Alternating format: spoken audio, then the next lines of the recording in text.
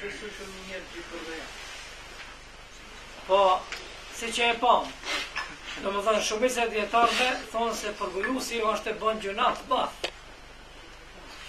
Një person i cili bën gjunat madh, ai konsiderohet fasik.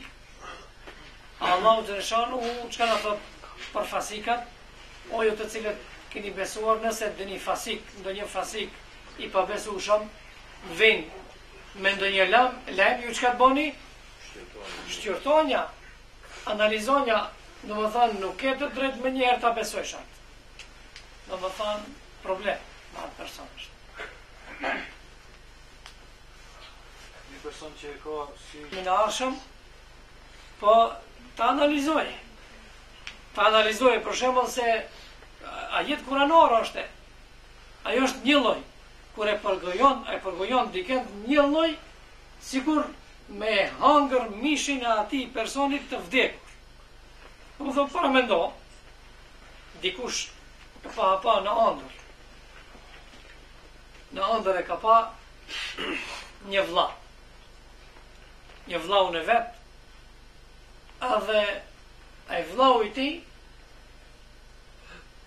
ka marrë një copë mish që është i mikur, i qelbur, pra mendo, i vdekur kur thona nuk do të thotë se taze, i freskët, por edhe i qelbur, më thonë prisha i mishi, edhe detyrohesh të hash,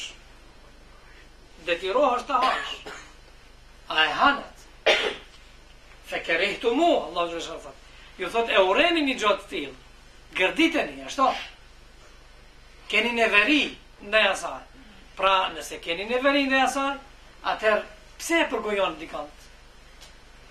Sa bukur ka thonë imam ki transmetohet për Hazreti Isen, thot, e dini çfarë njerëz ne jemi? A dhe jep një shembull. Ato thonë, për çfarë jemi ne? Thot, ne jena ashtu që kur dikush edhe i pyetën, thot, nëse për shembull ju dikend e shihni duke fjet, ka rat fjen. Edhe vjen era, frin një erë, edhe e shpalon atë. Ajo është një shpalon auretin, pjesët e turpshme që do t'i mbuloje. Ju thot, çka boni? Ato thonë të gjithë, po ne, thot, jena prej atyre që e mbulojnë. Jo, thot ju nuk jeni prej atyre që e mbuloni, por ju mo më tepër e shpaloni. Thot, si thot ne e shpalojmë më tepër? Thot, po, thot, nëse për shembull, a nuk ndodhen me ne, ashtu, nëse dikush fillon edhe të tregon për dikend, do më thonë është një lloj sikur me e shpalu. Kur te folën e përgojon dikend, është një lloj si me mbarën me e shpalu. Vendet e turpshme me e shpalu. E thot, ti a i dhu e bëllve, zbën kësho, nuk bën folish, mos fol kështo, a i thu kësho, jo, po qka, e po me të vërteta, në unë e dibe këtë qatë. Do më thonë, më tepër fillon të shpalësh. E së më thonë, më tepër. Do më thonë, në këtë mënyrë, njeriu duke u mendu në atë se si e përshkruan Allahu xhaleshanu, çfarë dënimi do të ketë personi i cili përgojon dikën, duke i menduar ata, duhet marrë mësim që të largohet prej asaj. Pastaj njeriu, a nuk është më mirë të merret me të metat e veta, me gabimet e veta? Sa mirë thonë të njëri, kur ja von me isharet dikujt kështu, thot vetëm një gisht e ki e kaq. Do më thënë, a i ka vetëm një të merë. A ka të i thot jam drejtume? 3. Do më thënë, të 3 gisht e ki. Do më thënë, nëse a i ka po një të i ki e 3. A u kupton? Se me isharet, kur bon 3 gishta, nën ka ona jote. Do më thënë, njeriu duhet merret me të metat e veta.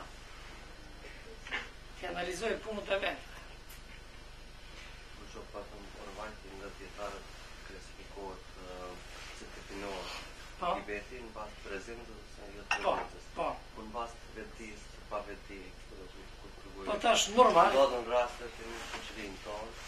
Pa veti. dhe pavetësi. Shqo, njeriu edhe, si thamë, do më thënë, gibeti u rehet edhe nga tradita, edhe nga shoqëria që është e pastër, edhe nga morali i pastër. Do më thënë, si zakonisht, pa më e parasysh njeriu, a është fetar, a nuk është fetar, dhe? Po nëse e përgojon diken, në të shumë të në rasteve, edhe ato përbesimtarët thonë, nuk është e gjë e mirë, ashtu. Përgojimin e konsiderojnë gjë të keqe. Po shembull ka përjashtime. Ka disa herë për shembull, nuk e din, edhe nuk e konsideron atë si gjë të keqe, a e ka përgoju, nuk e ka ditë, normal se kur e kupton, duhet bëhet taupe.